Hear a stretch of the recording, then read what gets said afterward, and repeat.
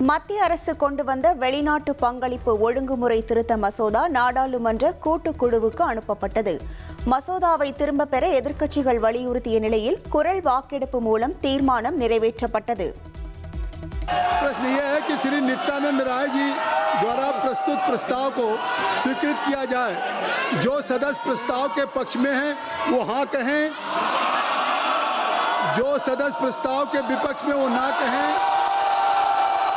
मेरे विचार में निर्णय हाँ वालों के पक्ष में हुआ है, हाँ वालों के पक्ष में हुआ है, प्रस्ताव स्वीकृत हुआ। மாணவர்கள் மீதான தாக்குதல் குறித்து நாடாளுமன்றத்திற்கு வந்து பதில் சொல்ல உள்துறை அமைச்சர் அமித்ஷாவுக்கு துணிச்சல் இல்லை என ராகுல் காந்தி கடும் விமர்சனம். மாணவர்கள் மீது துப்பாக்கி சூடு நடத்த உத்தரவிட்டது யார் என கேள்வி எழுப்பியுள்ள அவர் அமித்ஷா உடனடியாக பதவி விலக வேண்டும் என்றும் வலியுறுத்தியுள்ளார். மாணவர்கள் மீதான தாக்குதல் குறித்து நாடாளுமன்றத்தில் விவாதம் நடத்த அரசு தயார் என மத்திய உள்துறை அமைச்சர் அமித்ஷா பதிலளித்துள்ளார். நாடாளுமன்ற விதிகளை பின்பற்றி கேட்கப்படும் கேள்விகளுக்கு விரிவாக பதிலளிக்க தயார் என்றும் விளக்கமளித்துள்ளார். காவிரி ஆணையம் உத்தரவிட்டபடி நீரை திறந்துவிட உத்தரவிடுமாறு திமுக தாக்கல் செய்த மனுவை விரைந்து விசாரிக்க உச்சநீதிமன்றத்தில் முறையீடு. தமிழ்நாடு அரசு தாக்கல் செய்த மனுவுடன் திமுகவின் மனுவை இணைத்து ஆகஸ்ட் 17ஆம் தேதி விசாரணைக்கு எடுத்துக் கொள்ளப்படும் என தலைமை நீதிபதி அறிவிப்பு.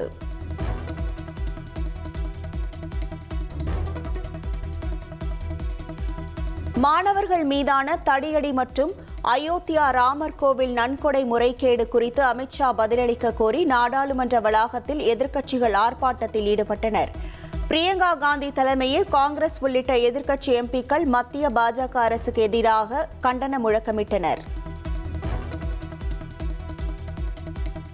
நீலகிரி, தேனி மாவட்டங்களில் நாளை மற்றும் நாளை மறுதினம் கனமழைக்கு வாய்ப்பு.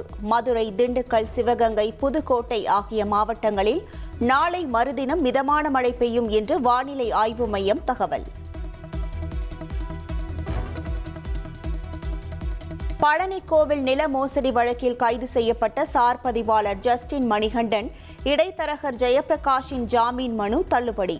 100 கோடி ரூபாய் மதிப்பிலான நில முறைகேடு வழக்கில் சிபிசிஐடி விசாரணை தீவிரமடைந்துள்ள நிலையில் திண்டுக்கல் முதலாவது மாஜிஸ்ட்ரேட் நீதிமன்ற நீதிபதி இந்த உத்தரவை பிறப்பித்துள்ளது. கோவையில் தனியார் கல்லூரி மாணவர் அமுதன் கொலை செய்யப்பட்ட சம்பவத்தில் 17 வயது சிறுவன் உட்பட 5 பேரை செட்டிப்பாளையம் போலீசார் கைது செய்தனர்.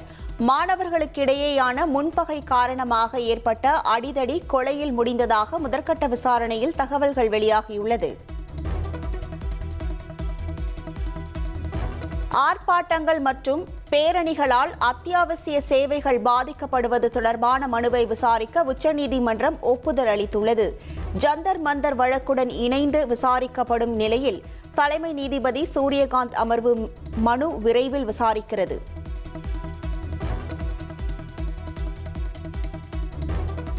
மகாராஷ்டிராவில் குடியிருப்புகள் மீது ஏற்பட்ட நிலச்சரிவில் சிக்கி உயிரிழந்தோர் எண்ணிக்கை 6ஆக உயர்ந்துள்ளது. காயங்களுடன் 4 பேர் மீட்கப்பட்டுள்ள நிலையில் இடிபாடுகளை அகற்றும் பணி மும்முரம்.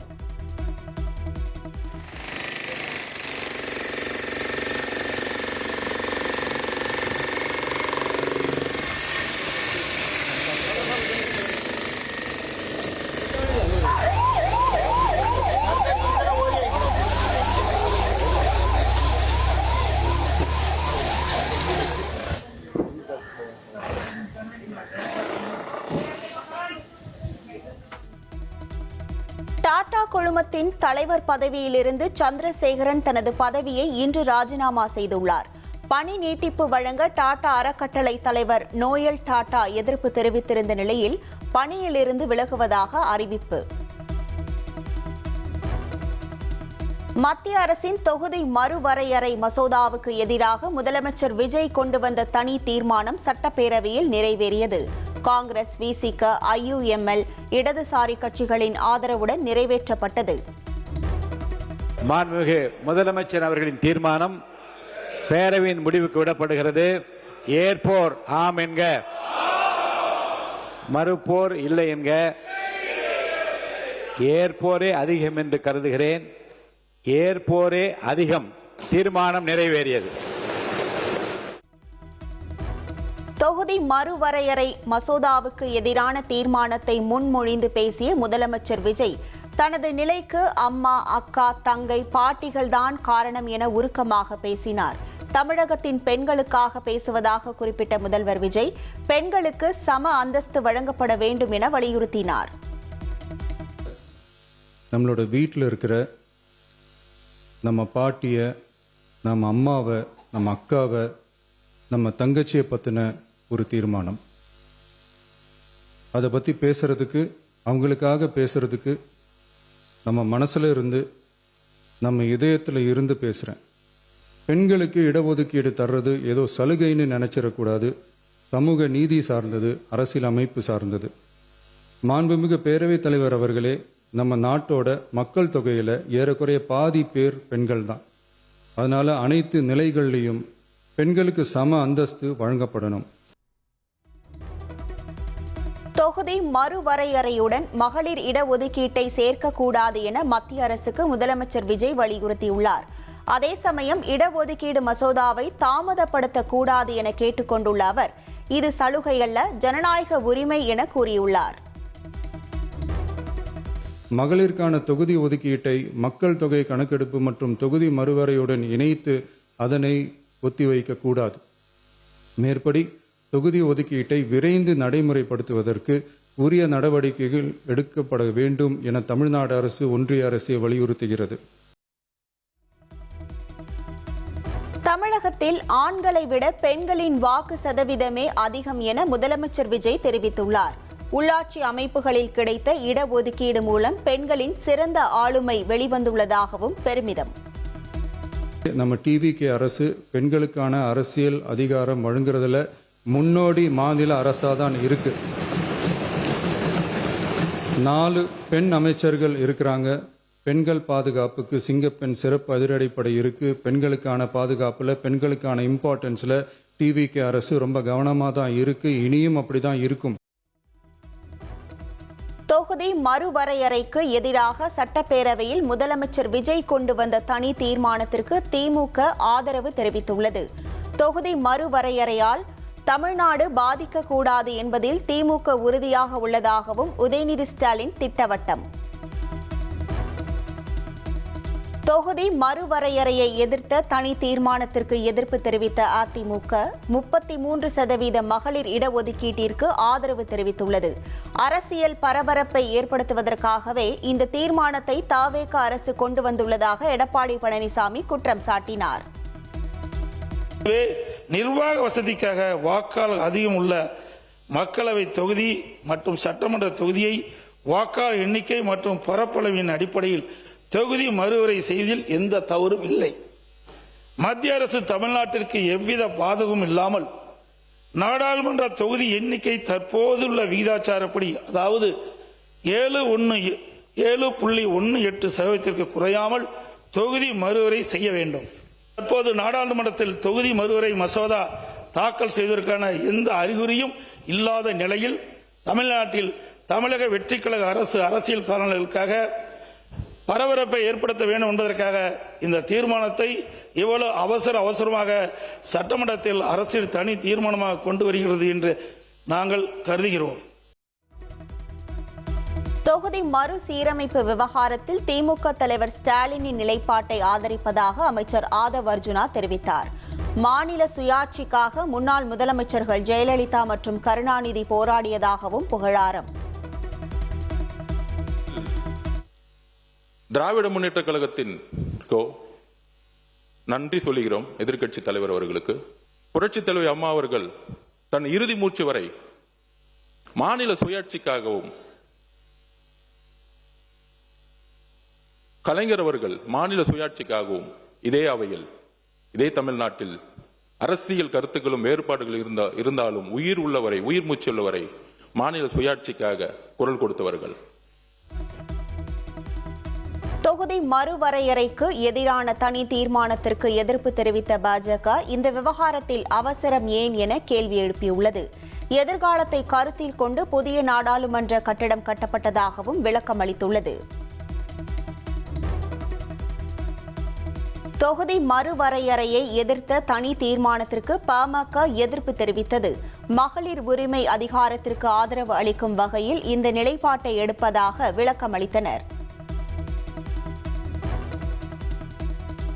தொகுதி மறுவரையறை எதிர்ப்பு தீர்மானத்திற்கு ஆதரவு தெரிவித்த விசிக, இது தென்னிந்தியாவின் உரிமைகளை பாதுகாக்கும் வரலாற்று சிறப்புமிக்க நடவடிக்கை என கூறியுள்ளது. மக்கள் தொகை அடிப்படையிலான மறுசீரமைப்பு மூலம் வடமாநில ஆதிக்கம் அதிகரித்து தென் மாநிலங்களின் குரல் நசுக்கப்படும் என அமைச்சர் வன்னியரசு தெரிவித்தார். தீர்மானம் வரலாற்று சிறப்புமிக்க தீர்மானம். இது தனி தீர்மானம் மட்டுமல்ல, ஒரு தனித்துவமான தீர்மானம். தனித்துவமான தீர்மானம் மட்டுமல்ல, ஒரு மகத்துவமான தீர்மானம். மகத்துவமான தீர்மானம் மட்டுமல்ல, தமிழ்நாட்டின் உரிமைகளை, தென்னிந்தியாவுடைய உரிமைகளை நிலைநாட்டக்கூடிய தீர்மானம். இந்த தீர்மானத்தை விடுதலை சிறுத்தைகள் வரவேற்கிறோம், பாராட்டுகின்றோம். தமிழக சட்டப்பேரவை கூட்டம் வரும் திங்கட்கிழமை வரை ஒத்திவைக்கப்படுவதாக சபாநாயகர் JCD பிரபாகர் தெரிவித்துள்ளார். வரும் ஆகஸ்ட் 20ஆம் தேதிக்கு பிறகு அவையில் வினாக்கள் மற்றும் விடைகள் நேரம் இடம்பெறும் என்றும் அவர் கூறியுள்ளார். சென்னையில் ஆபரண தங்கத்தின் விலை சவரனுக்கு 400 ரூபாய் உயர்ந்து 1 சவரன் 1,13,600 ரூபாய்க்கு விற்பனையாகிறது. கிராமுக்கு 50 ரூபாய் அதிகரித்து 1 கிராம் ஆபரண தங்கம் 14,200 ரூபாய்க்கு விற்பனையாகிறது.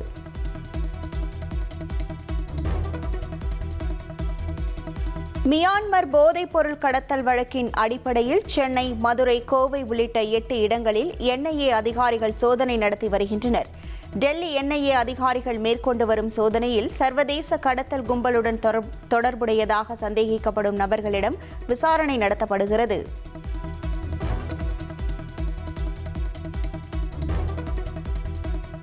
உணவுப் பொருட்களை விளம்பரப்படுத்தும் பிரபலங்கள் மற்றும் இன்ஃப்ளூயன்சர்கள் அப்பொருளின் தகவல்கள் உண்மையானவை மற்றும் FSSAI விதிகளுக்கு உட்பட்டவை என்பதை உறுதி செய்ய வேண்டும். ஆதாரமற்ற மற்றும் தவறான விளம்பரங்களை ஊக்குவித்தால் சட்டப்பூர்வ நடவடிக்கைகளும் அபராதமும் விதிக்கப்படும் என இந்திய உணவு பாதுகாப்புத்துறை எச்சரித்துள்ளது.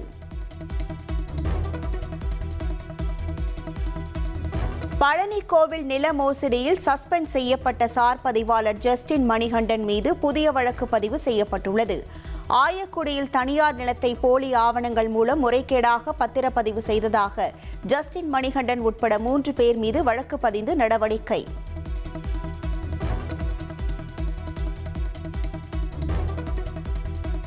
தமிழகத்தில் ஜூலை மாதத்தில் அதிகப்படியான மின் கட்டணம் கணக்கிடப்பட்டதாக எழுந்த புகார்களை அடுத்து மின் வாரியம் நடத்திய ஆய்வு முடிவுகள் வெளியாகியுள்ளன. மாநிலம் முழுவதும் ஆய்வு செய்யப்பட்ட 3.43 லட்சம் மின் இணைப்புகளில் வெறும் 0.75% இணைப்புகளில் மட்டுமே கணக்கீடு வேறுபாடுகள் கண்டறியப்பட்டுள்ளதாக மின் வாரியம் தெரிவித்துள்ளது. சென்னை மாநகராட்சியில் சொத்து வரி உயர்த்தப்படவில்லை என ஆணையர் சமீரன் தெரிவித்துள்ளார். திருத்தப்பட்ட வரி மதிப்பீட்டில் ஆட்சேபனை இருந்தால் மேல்முறையீடு செய்யலாம் என்றும், சொத்து வரி தொடர்பாக பரப்பப்படும் தவறான தகவல்களை நம்ப வேண்டாம் என்றும் கேட்டுக் கொண்டுள்ளார்.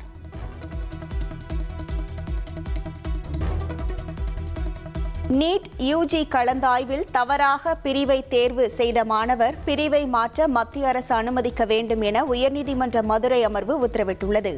மாணவரின் எதிர்காலம் சார்ந்த விஷயம் என்பதால் உரிய வாய்ப்பு வழங்க வேண்டும் என தெரிவித்து வழக்கை முடித்து வைக்கப்பட்டுள்ளது.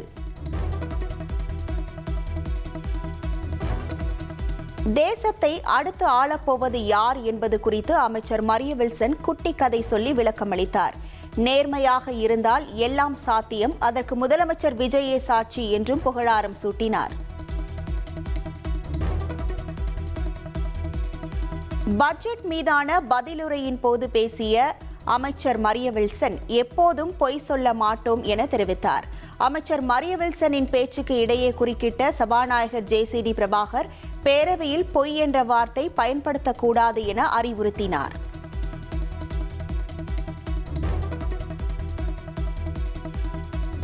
பொய் என்ற சொல் தொடர்பான வாதத்திற்கு பதிலளித்த திமுக MLA தங்கம் தென்னரசு பொய் என அவையில் பயன்படுத்தக்கூடாது என இல்லை என விளக்கமளித்தார். அவை மரபுப்படி உண்மைக்கு புறம்பாக என்ற சொல்லை பயன்படுத்த வேண்டும் என இபிஎஸ் கேட்டுக்கொண்ட நிலையில் இருவருக்கும் மரிய வில்சன் நன்றி தெரிவித்தார். சிஎம் விஜய்க்கு மிகவும் பிடித்த தலைவர் எம்ஜிஆர் என குறிப்பிட்டு பேசிய அமைச்சர் மரிய வில்சன் எம்ஜிஆரின் நல்ல நல்ல பிள்ளைகளை நம்பி பாடலை பாடி புகழாரம் சூட்டினார். கருணை இருந்தால் வள்ளலாகலாம், கடமை இருந்தால் வீரனாகலாம், பொறுமை இருந்தால் மனிதனாகலாம், மூன்றும் இருந்தால் தலைவனாகலாம்.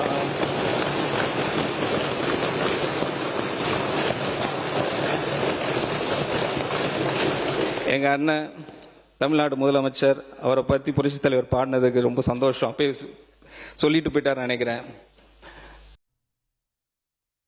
பட்ஜெட் மீதான பதிலுரையில் பேசிய அமைச்சர் மரிய வில்சன் தமிழ் பேசுவதில் தனக்கு தடங்கள் உள்ளதாக கூறினார். கடந்த அவை நடவடிக்கையில் ஆவேசம் அடைந்தது குறித்து விளக்கம் அளித்த அவர் எதிர்வரும் நாட்களில் ஸ்ட்ராங்காக வருவோம் என தெரிவித்தார்.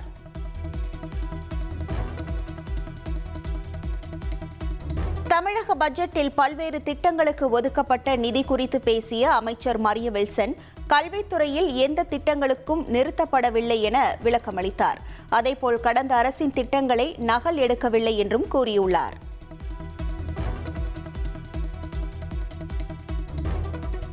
ஜிஎஸ்டி வரி வருவாய் குறைந்துள்ள நிலையில் மாதத்திற்குள் 15,000 கோடி வருவாய் கிடைத்தது எவ்வாறு என முன்னாள் நிதியமைச்சர் தங்கம் தென்னரசு கேள்வி எழுப்பினார். நிதி மேலாண்மை மற்றும் ஆயத்தீர்வை மூலம் 1,500 கோடி வருவாய் ஈட்டப்பட்டுள்ளதாக நிதியமைச்சர் மரிய வில்சன் விளக்கமளித்தார்.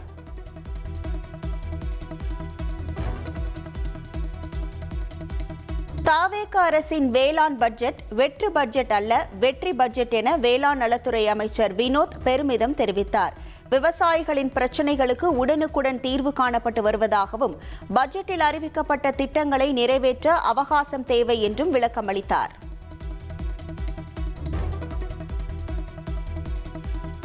கோவையில் மாணவர் அடித்துக் கொல்லப்பட்டது தொடர்பாக எதிர்க்கட்சித் தலைவர் உதயநிதி ஸ்டாலின் கவன ஈர்ப்பு தீர்மானம் கொண்டு வந்தார். வரும் திங்கட்கிழமை விவாதிக்க அனுமதி தருவதாக சபாநாயகர் கூறிய நிலையில் திமுகவினர் அமளியில் ஈடுபட்டனர்.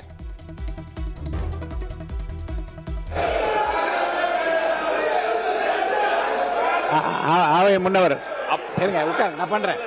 உட்காருங்க உட்காருங்க உட்காருங்க உட்காருங்க உட்காருங்க உட்காருங்க, நான் சொல்றேன். பேரவைத் தலைவர் அவர்களே, உட்காருங்க உட்காருங்க உட்காருங்க.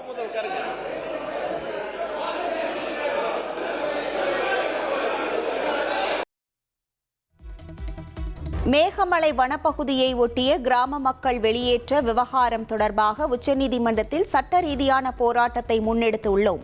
அதிமுக திமுக கொண்டு வந்த கவன ஈர்ப்பு தீர்மானத்தில் அமைச்சர் ஆதவ் அர்ஜுனா பதில். தமிழகத்திலிருந்து பிரதமரை உருவாக்க வேண்டும் என அமைச்சர் ஆதவ் அர்ஜுனா சட்டப்பேரவையில் கூறியுள்ளார். சட்டமன்றத்தை போல நாடாளுமன்றத்திலும் தமிழகத்தின் குரல் வலுவாக ஒலிக்க வேண்டும் என அவர் வலியுறுத்தியுள்ளார். தென்னிந்தியாவிலிருந்து ஏன் தமிழ்நாட்டிலிருந்து ஒரு பிரதம மந்திரி எதிர்காலத்தில் உருவாக்கப்பட வேண்டும். அதிகாரம் உத்தரப்பிரதேசுக்கோ பீகாருக்கோ குஜராத்துக்கோ மட்டுமல்ல, நம்மளுடைய குரல் சட்டமன்றத்தில் ஒலித்தது போல ஒரு நாள் பாராளுமன்றத்தில் ஒரு பிரதம மந்திரியாக ஒலிக்க வேண்டும். கரூர் கூட்ட நெரிசலில் உயிரிழந்த குடும்பத்தை சேர்ந்த 31 பேருக்கு அரசு பணி வழங்கப்பட்டது உயர்நீதிமன்றத்தால் ரத்து செய்யப்பட்ட விவகாரம். தமிழ்நாடு அரசின் மேல்முறையீட்டு மனுவை உச்சநீதிமன்றம் நாளை மறுதினம் விசாரிக்கிறது.